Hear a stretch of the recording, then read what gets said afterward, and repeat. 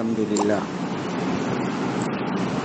لله نحمده ونستعينه ونستغفره ونؤمن به ونتوكل عليه ونعوذ بالله من شرور أنفسنا ومن سيئات أعمالنا من يهده الله فلا مضل له ومن يضلله فلا هادي له وأشهد أن لا إله إلا الله وحده لا شريك له وأشهد أن سيدنا ومولانا محمدا عبده ورسوله أما بعد فأعوذ بالله من الشيطان الرجيم بسم الله الرحمن الرحيم والعصر إن الإنسان لفي خسر إلا الذين آمنوا وعملوا الصالحات وتواصوا بالحق وتواصوا بالصبر صدق الله المولانا العظيم وصدق رسوله النبي الكريم ونحن على ذلك لمن الشاهدين والشاكرين والحمد لله رب العالمين. محترم بزرگوں اور عزیز ساتھی، قرآن کریم کی جس سورت کا میں نے آپ کے سامنے حوالہ پیش کیا ہے اور جس کی تلاوت کرنے کی سعادت اس مجلس میں حاصل ہوئی ہے،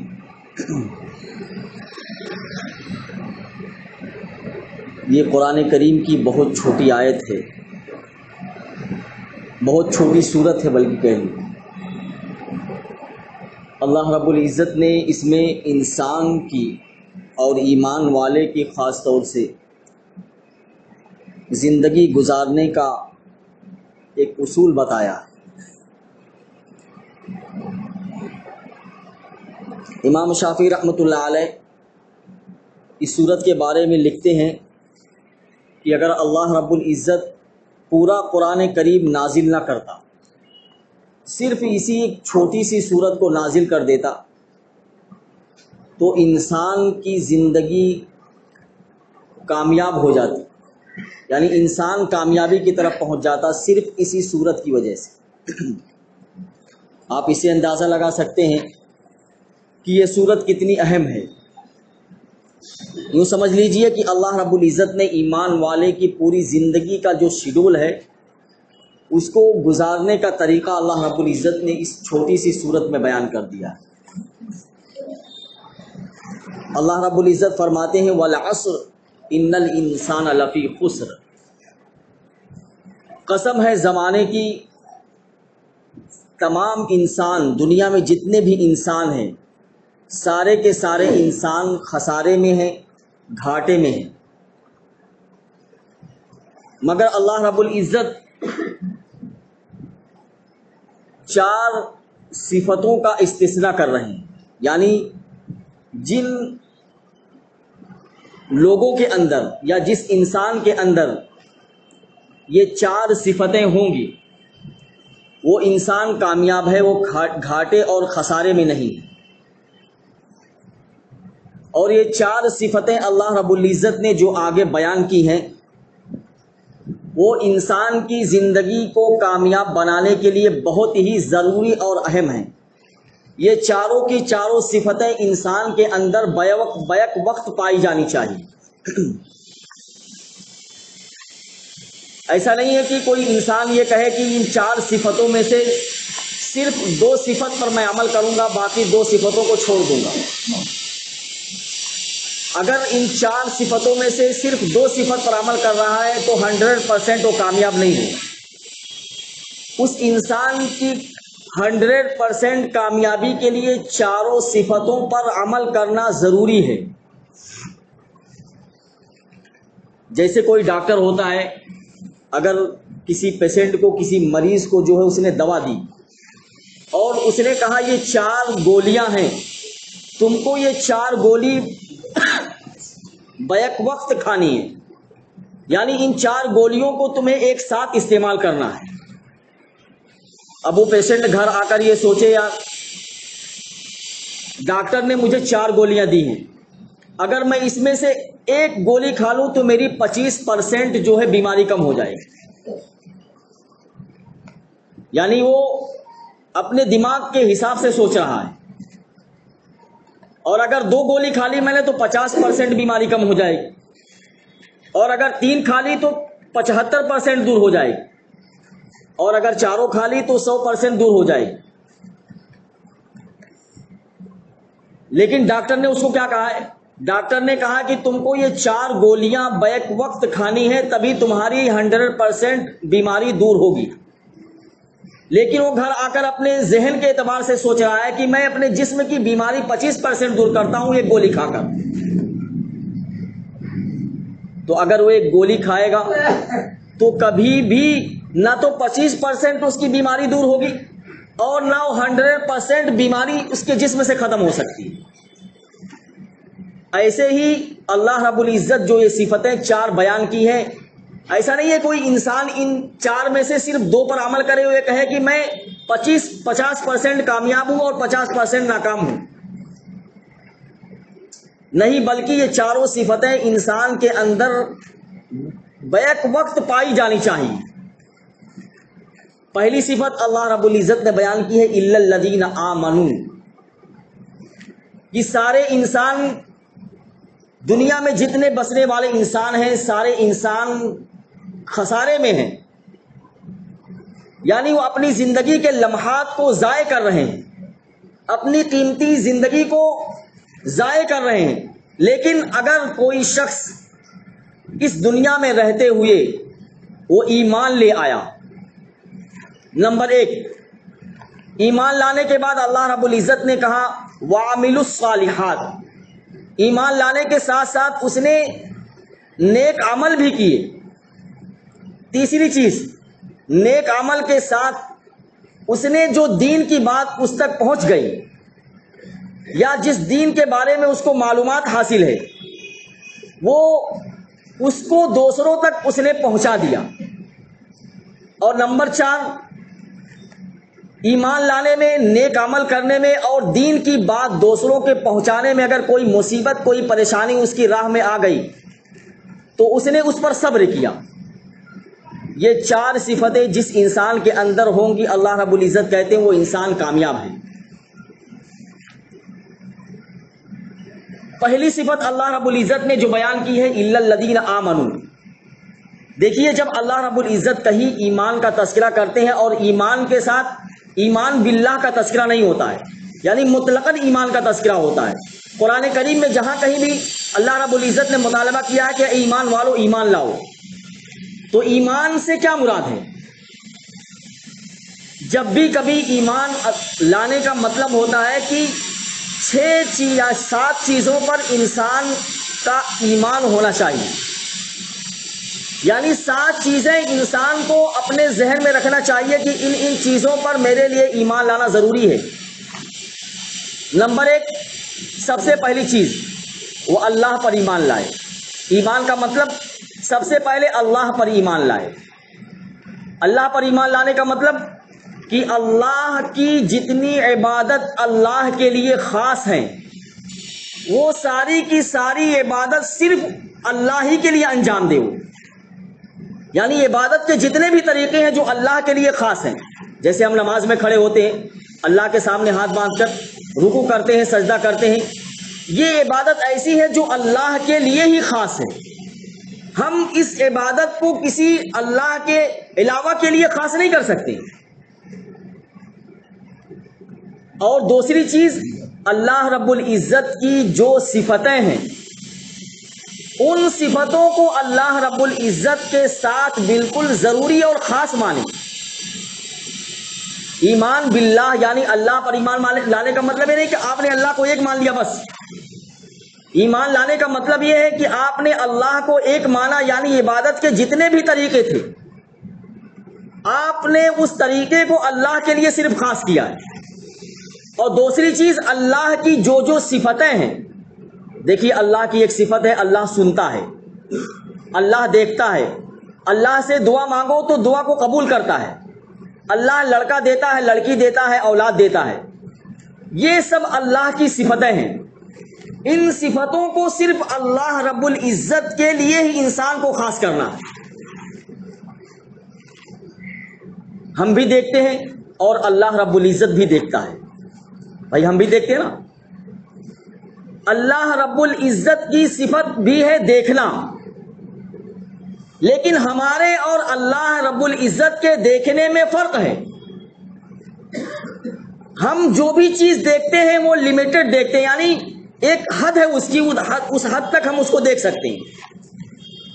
جہاں تک اس کی حد ہے اس تک تو ہم دیکھ سکتے ہیں، لیکن اس حد کے علاوہ ہم نہیں دیکھ سکتے. ہماری نگاہ جہاں تک جائے گی وہیں تک ہم دیکھ سکتے ہیں، لیکن اللہ رب العزت کے لیے ایسا نہیں ہے. اور ہم جو کچھ دیکھتے ہیں وہ آنکھ کے ذریعے سے، یعنی آلے کے محتاج ہیں. ہم آنکھ اگر نہ ہو تو ہم دیکھ نہیں سکتے. تو ہم دیکھتے ہیں، ہمارا دیکھنا یہ لمیٹڈ ہے اور ہم کسی آلے یعنی آنکھ کے محتاج ہیں.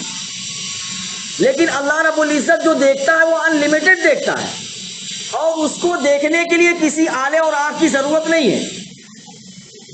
یہ فرق ہے. یعنی جو صفتیں اللہ رب العزت کے لیے خاص ہیں صرف اللہ رب العزت کے ساتھ اس کو خاص مانیں. اللہ رب العزت دعا کو قبول کرتا ہے. اب ہم یہ مانگے کہ کسی دوسرے سے جا کر جو جس انداز میں ہم اللہ رب العزت سے سوال کرتے ہیں اسی انداز میں ہم کسی دوسرے سے مانگیں. اولاد دینا یہ اللہ کے قبضے قدرت میں ہے، یہ اللہ کی صفت ہے کہ اللہ اولاد دیتا ہے.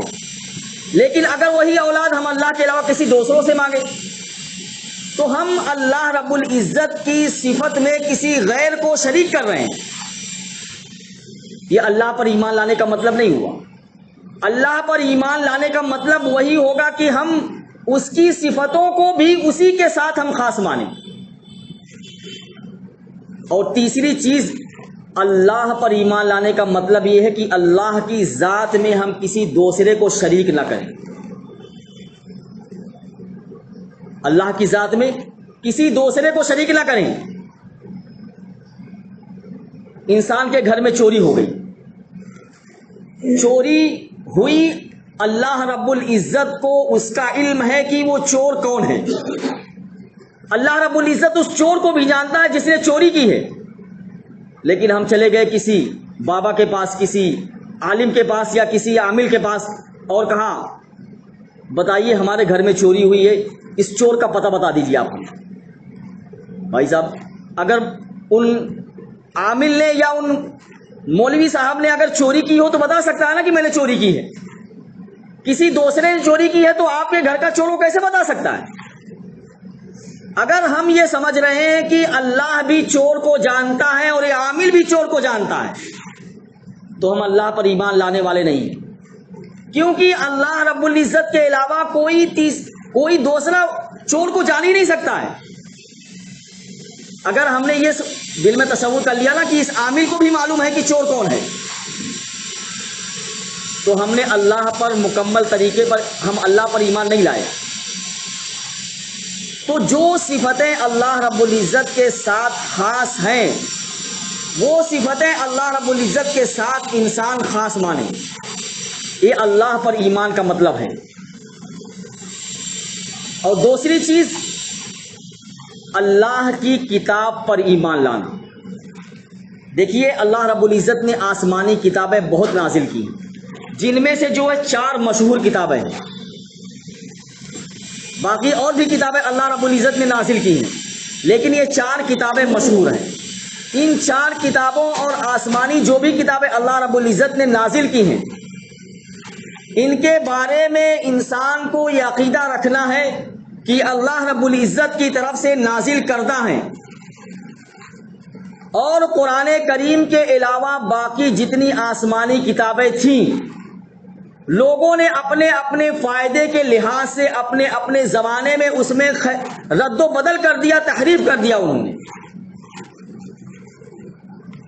آسمانی کتابیں جو تھیں یا آسمانی صحیفے جو تھے لوگوں نے اپنے وقت میں اپنے فائدے کے لیے، اپنے مفاد کے لیے انہوں نے اس کتاب کے اندر ترمیم کر دی، رد و بدل کر دیا. لیکن وہ تھی اللہ رب العزت کی طرف سے نازل کردہ. اور قرآن کریم اللہ رب العزت کی ایسی کتاب ہے جس میں نہ تو کبھی تبدیلی ہو سکتی ہے اور نہ کبھی ہوگی. یعنی قرآن کریم کے بارے میں اللہ کی کتاب پر ایمان لانے کا مطلب میں نے بتایا نا, آسمانی جتنی کتابیں تھیں سب اللہ کی نازل کی ہوئی ہیں, اور قرآن کریم کے علاوہ جتنی کتابیں توریت, زبور, انجیل, اس میں لوگوں نے اپنے اپنے مفاد کے لیے اس میں رد و بدل کیا ہے. لیکن قرآن کریم ایک ایسی کتاب ہے جس میں نہ تو تبدیلی ہو سکتی ہے اور نہ کبھی ہوگی. اس میں کبھی ہوگی نہیں. کیونکہ اس کی حفاظت کا ذمہ خود اللہ رب العزت نے لے رکھا ہے. اس لیے ہم یہ نہیں کہہ سکتے بیان میں کہ انشاءاللہ اس میں کبھی تبدیلی نہیں ہوگی. انشاءاللہ کا لفظ میں قرآن کریم کے تبدیلی کے ساتھ نہیں لگا سکتا ہوں. کیوں؟ کیونکہ اللہ رب العزت نے خود خبر دے دی ہے کہ میں اس کتاب کی حفاظت کی ذمہ داری لیتا ہوں. انشاءاللہ کہنا یہ تو ڈاؤٹ فل جملہ ہے.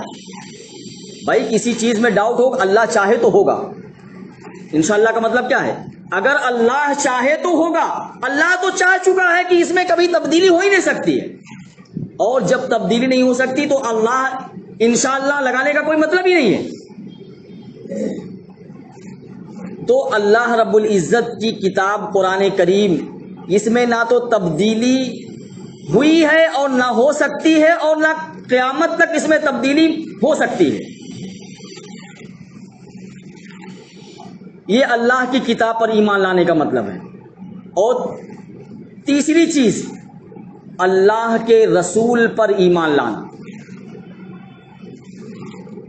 دنیا میں جتنے بھی رسول آئے سب اللہ رب العزت کے بھیجے ہوئے تھے. ان سارے رسولوں پر ایمان لانا ضروری ہے کہ یہ سارے کے سارے اللہ رب العزت نے ان کو دنیا میں لوگوں کی اصلاح کے لیے بھیجا تھا. اور رسول معصوم عن الخطا ہوتے ہیں. معصوم عن الخطا کا مطلب گناہوں سے بالکل پاک صاف ہوتے ہیں. ان سے اللہ رب العزت کوئی ایسا کام کروا ہی نہیں سکتا جو گناہ کی کیٹیگری میں آتا ہو. یعنی ان سے کبھی گناہ نہیں ہو سکتا. وہ اللہ کے معصوم بندے ہیں, اور جب وہ دنیا میں موجود ہو تو ان سے افضل دنیا میں کوئی بھی انسان نہیں ہو سکتا.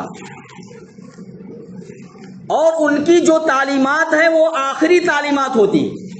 اگر اس کے بعد کوئی رسول نہیں آ رہا ہے تو اس رسول کی تعلیم آخری تعلیم ہوتی ہے. اور اگر اس کے بعد کوئی رسول آئے گا تو اس رسول آنے کے بعد اس کی شریعت ختم ہو جائے گی. جیسے حضرت عیسیٰ علیہ السلام کے بعد ہمارے نبی حضرت محمد صلی اللہ علیہ وسلم دنیا میں تشریف لائے. ہمارے نبی کے آنے کے بعد عیسیٰ علیہ السلام کی شریعت ختم ہو گئی. اب ان کا کوئی بھی حکم اس دنیا کے اندر اسلام میں داخل نہیں ہوگا. جو بھی شریعت تھی ان کے زمانے تک تھی.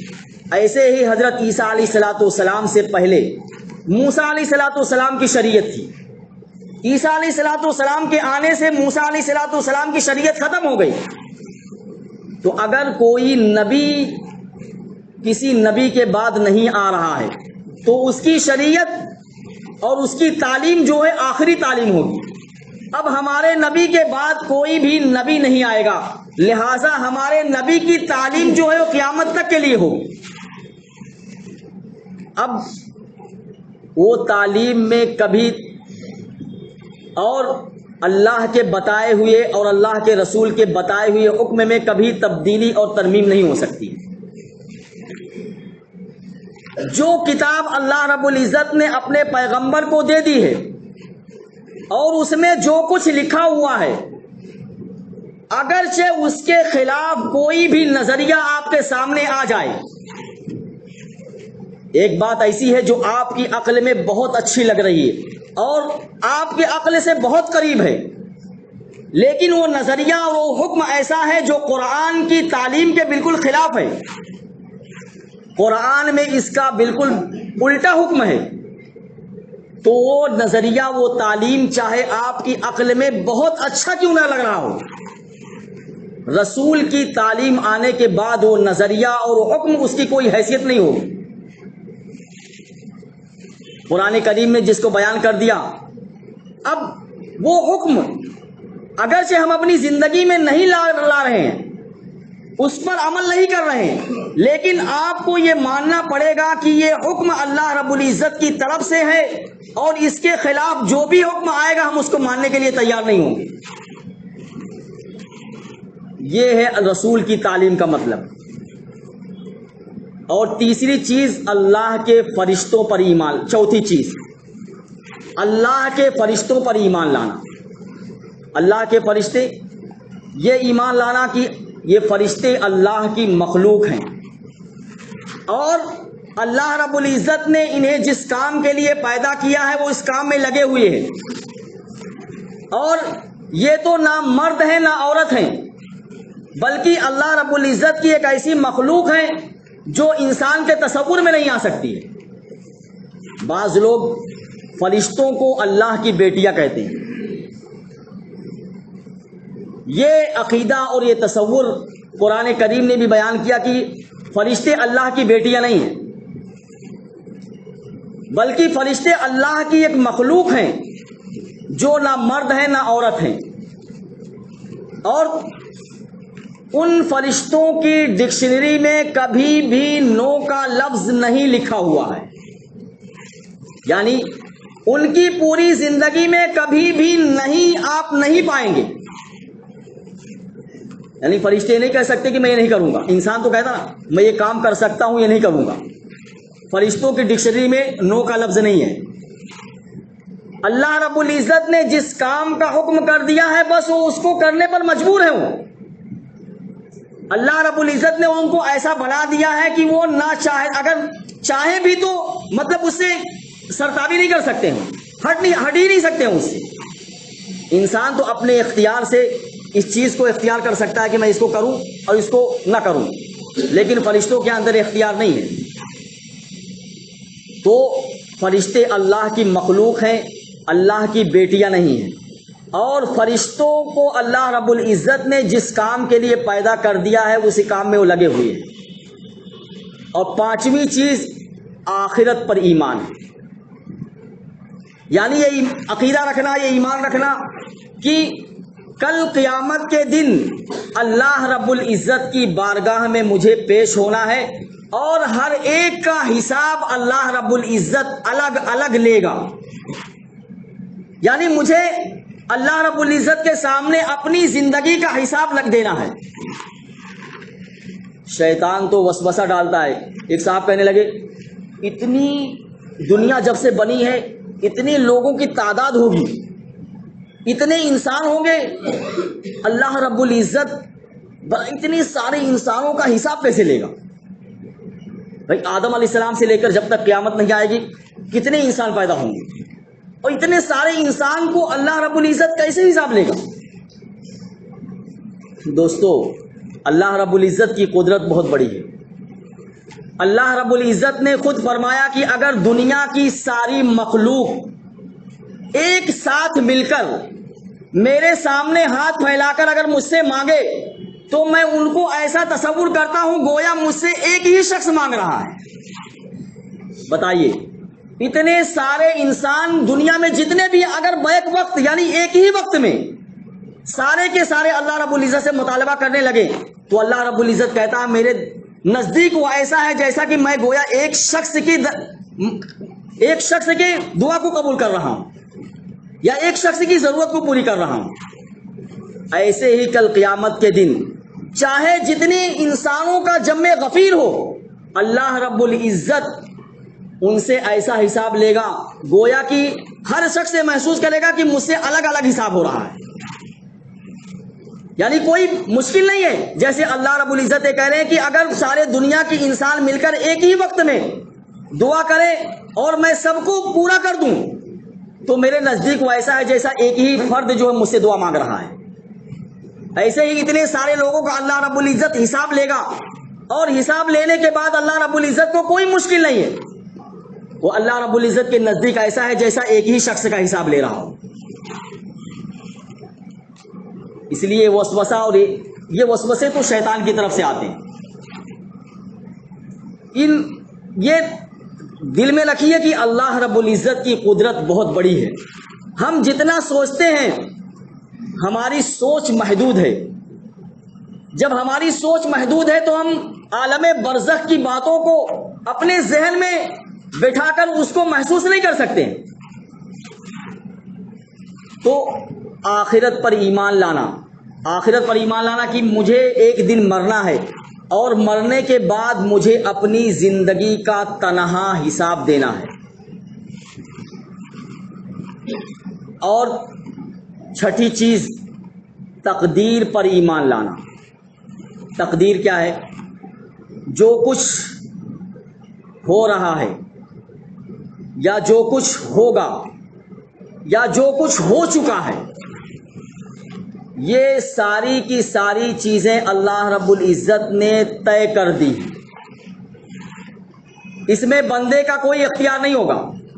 یعنی جو کچھ دنیا میں حالات میرے اوپر پیش آئیں گے یہ اللہ رب العزت نے پہلے سے طے کر دیا ہے. اگر انسان یہ سوچ لے تو اس کے لیے نیکی کرنا بہت آسان ہو جائے گا. یعنی انسان تقدیر پر صرف بھروسہ کر لے کہ جو کچھ ہو چکا ہے یا جو کچھ ہو رہا ہے یا جو کچھ آئندہ ہوگا اس میں میری مرضی کا کوئی دخل نہیں ہے، یہ اللہ رب العزت کی طرف سے طے کردہ ہے. اگر انسان کے اوپر کتنے بھی مصیبتوں کے پہاڑ آئیں وہ یہ سوچ لے گا تو اس کی مصیبتوں کے پہاڑ ہلکے ہو جائیں گے. وہ صبر کے دامن کو کبھی ہاتھ سے جانے نہیں دے گا. لیکن اگر میں یہ سوچوں یار میں مولانا بن گیا، مولانا بننے سے اچھا تو یہ تھا کہ میں کوئی بہت بڑی ڈگری لے لیتا، اور اس میں کامیاب ہو جاتا. یہ اس میں کیا رکھا ہوا ہے؟ لیکن میرے سوچنے سے ہوگا؟ میرے سوچنے سے کچھ نہیں ہوگا. اگر میں نے یہ سوچ لیا تو گویا میں تقدیر پر ایمان نہیں لایا، کیونکہ بغیر اللہ رب العزت کے چاہے میں مولانا نہیں بن سکتا ہوں. اگر اللہ رب العزت چاہیں گے جبھی میں مولانا بن سکتا ہوں. اگر اللہ رب العزت نہ چاہے تو میں کوئی اونچی ڈگری نہیں حاصل کر سکتا ہوں.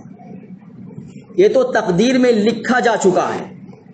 جب تقدیر میں لکھ دیا گیا ہے تو پھر اب وہ کام ہونے کے بعد میں یہ سوچوں کہ مجھے ایسا کر دینا چاہیے تھا تو میں زیادہ کامیاب ہوتا، گویا میں اپنی تقدیر پر ایمان نہیں لا رہا ہوں.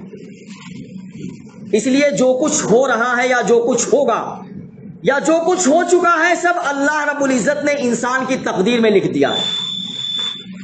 اور ایک بات، انسان نیک عمل کرتا ہے. میں نے کہا نا ایمان لایا اور نیک عمل کیا، اور نیک عمل کرنے کے ساتھ ساتھ اس نیک عمل کی دعوت بھی انسان دوسروں کو دے. وتواصوا بالحق، یعنی جو چیزیں آپ کو معلوم ہو گئی کہ یہ چیز میرے فائدے کے لیے ہے، آخرت میں مجھے کامیاب بنائے گی، یہ دین کی بات ہے، میں اس دین کی بات کو دوسروں تک پہنچانے کا ذمہ دار ہوں. اب وہ آپ ایسا نہیں ہے کہ آپ ہر جگہ پہنچاتے رہیں.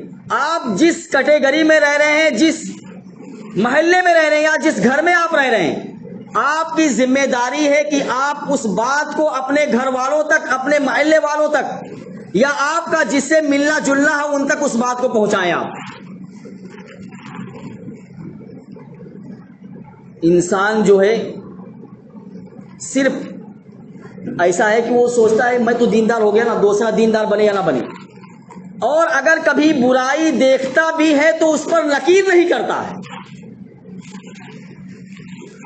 جمعہ کی نماز پڑھنے کے لیے بہت سارے نوجوان آئے، ان میں سے کچھ نوجوان ایسے ہوتے ہیں جو قسم خدا کی اتنی چھوٹی ٹی شرٹ پہنے رہتے ہیں، اتنی چھوٹی ٹی شرٹ ان کی ہوتی ہے کہ یہ پیچھے کا حصہ جب رکوع میں جاتے ہیں، سجدے میں جاتے ہیں تو دکھائی دیتا ہے. اب بتائیے وہ نوجوان اس نوجوان کے پیچھے جو بھی نوجوان یا جو بھی نمازی نماز پڑھ رہا ہوگا، اگر اس کی نظر اس سطر پر پڑ گئی پہلی بات تو اتنی چھوٹی شرط یا اتنی چھوٹی قمیص پہن کر اگر اس نے نماز پڑھی کہ جسے یہ صدر دکھائی دیا تو اس کی نماز ہی نہیں ہوئی، کیونکہ مرد کے لیے ناف سے لے کر گھٹنے تک کا حصہ جو ہے صدر میں داخل ہے، اگر یہ حصہ کھلا رہ گیا نماز میں تو نماز نہیں ہوگی، اس کی نماز نہیں ہوئی۔ لیکن جس نے اس کو دیکھ لیا اس کا ذہن بھی متاثر ہو گیا، اور ہم نے کیا کیا، میں تو بہت لمبا کرتا پاجامہ پہنا ہوا ہوں، دیکھ لیا اور چلے گئے۔ حالانکہ کرنا کیا چاہیے تھا؟ کرنا یہ چاہیے تھا اس نوجوان کو نماز کے بعد میں کونے میں لے جا کر سمجھاتا اور یہ کہتا بھائی صاحب آپ مسجد میں آئے نماز پڑھنے کے لیے، اللہ کے گھر میں آئے، کم سے کم اتنی چھوٹی شرط یا اتنی چھوٹی قمیص پہن کر آپ نماز پڑھنے مت آؤ۔ اس کو پیار سے سمجھاتے، ہو سکتا ہے کہ وہ بات سمجھ لیتا اور پوری زندگی کبھی بھی وہ چھوٹی شرط پہن کر نماز نہ پڑھتا، لیکن ہم نے اس کو نظر انداز کیا اور اس کی برائی پر ہم نے اس کو ٹوکا نہیں۔ جب برائی پر ٹوکا نہیں تو برائی اس کی بڑھتی رہی۔ اگر اس کو معلوم ہو جاتا کہ ہاں یہ اس طریقے سے نماز پڑھنا غلط ہے تو ہو سکتا ہے وہ اس شرط کے اندر یا اس ٹی شرٹ کے اندر، اس قمیص کے اندر نماز ہی نہ پڑھتا ہو۔ لیکن ہم نے خاموشی کی پٹی اپنے آنکھ پر باندھ لی، خاموشی کا ٹیبلٹ ہم نے کھا لیا اور کھانے کے بعد اس پر یقین نہیں کی۔ حدیث شریف میں ہے کہ برائی کے روکنے کے بہت سارے درجے ہیں۔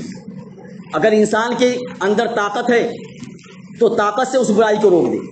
دیکھیے ہم قانون کو ہاتھ میں نہیں لے سکتے، قانون کو ہاتھ میں لینے کی اجازت نہیں ہے کہ ہم کسی کو طاقت کے بلبوتے پر ختم کر دیں، برائی کرنا۔ مثال کے طور پر ایک آدمی شراب کی بوتل پی رہا ہے اور آپ کو برا لگا اور آپ نے اپنے طاقت کے بلبوتے پر جا کر اس کا شراب کا بوتل پھوڑ دیا، بتائیے کیا ہوگا؟ قانون کی پکڑ میں آپ آ جائیں گے۔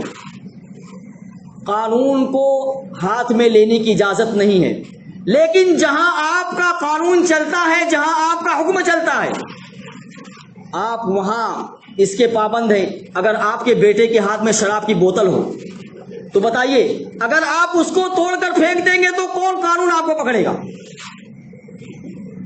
باہر کسی کے شراب کی بوتل پھوڑ دے تو ہو سکتا ہے آپ کو قانون پکڑ لے یا وہاں پر کچھ کر دے وہ، لیکن یہاں تو اپنے گھر کے اندر برائی پھیلی ہوئی ہے، ہم اس کو نہیں روک رہے ہیں۔ ہم خود نمازی ہیں اور نماز میں سب سے پہلے ہم مسجد کے اندر داخل ہوتے ہیں، فجر میں سب سے پہلے آتے ہیں۔ مولانا صاحب سب سے پہلے مسجد میں آ گئے اور دیکھا تو بیوی 7 بجے سو کر اٹھ رہی ہے۔ مولانا صاحب سب سے پہلے فجر کی نماز میں اور بیوی 7 بجے سو کر اٹھ رہی ہے، اور بیوی پر کبھی نکیر نہیں کرتے کہ تم نے نماز پڑھی کہ نہیں پڑھی۔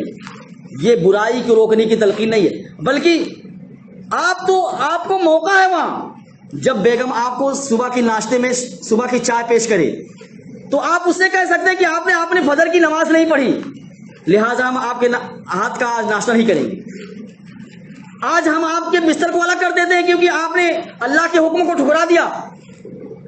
یہ نہیں کرتے ہیں، بلکہ زندگی ایسے ہی گزر رہی ہے۔ ہم خود نمازی ہیں، بیوی نمازی نہیں ہے۔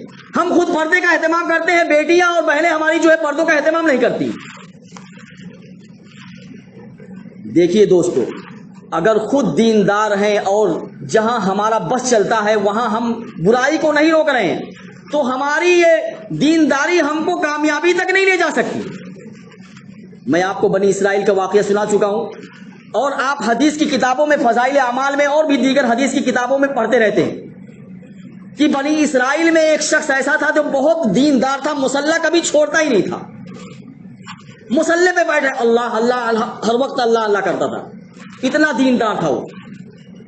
لیکن ایک وقت ایسا آیا کہ اس گاؤں کے سارے لوگ کرپشن میں مبتلا ہو گئے، گناہ میں مبتلا ہو گئے، لیکن یہ اپنے مصلی کو چھوڑنے کے لیے تیار نہیں تھا، کبھی ان کو برائی سے روکا نہیں۔ اللہ رب العزت نے فرشتوں کو حکم دیا، جاؤ اس بستی والوں کو زمین سے اٹھا کر آسمان تک لے جاؤ اور پٹک دو زمین پر، اور کسی کی بھی جان نہیں بچنی چاہیے، سب کی قبر بن جانی چاہیے۔ فرشتے نے کہا اللہ رب العزت اس بستی میں تو ایک بہت آپ کا نیک بندہ ہے جو ہر وقت مصلی کو تو چھوڑتا ہی نہیں ہے، مصلی کو کبھی چھوڑتا نہیں، ہر وقت مصلی پہ بیٹھا رہا تو اس کو بھی پٹک دے۔ تو اللہ رب العزت نے کہا سب سے پہلے اسی کو پٹکو، بعد میں بستی والے کو پٹکنا. کیوں؟ حدیث شریف میں ہے لم یتغیر لون وجہہ، ان کی برائی کو دیکھ کر اس کے چہرے کا رنگ کبھی ایک پل کے لیے بھی نہیں بدلا. اس لیے ہمیں مت سمجھے کہ ہم بہت نیک ہیں اور ہمارے بچے اور ہمارے گھر والے نیک نہیں ہیں تو کیا ہوا. نہیں، ہم ان کو نیکی کا حکم کر سکتے ہیں، آپ کے ذمے ہے. آپ ان کو سمجھائیے، سمجھانا آپ کے بس میں ہے. ایک مرتبہ، دو مرتبہ، جتنی مرتبہ ہو سکتا ہے آپ سے سمجھائیے. آپ ہمت مت ہاریے، ان کو کہتے رہیے، ٹوکتے رہیے، لیکن خاموشی کا ٹیبلٹ خدا کے واسطے مت کھائیے. خاموشی کا ٹیبلٹ ہماری دینداری کو نقصان پہنچا سکتا ہے. اللہ رب العزت مجھے بھی اور آپ کو عمل کرنے کی توفیق عطا فرمائے.